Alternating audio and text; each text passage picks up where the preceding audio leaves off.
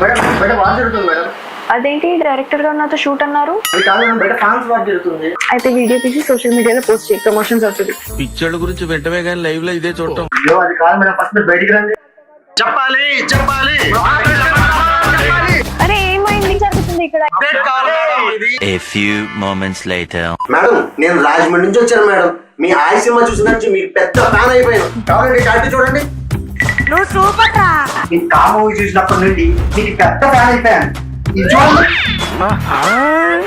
చెప్పండి మేడం చెప్పండి, మీ next cinema ఏ హీరోతో చేస్తున్నారు? నా నెక్స్ట్ సినిమా శ్రీ విష్ణు గారితో.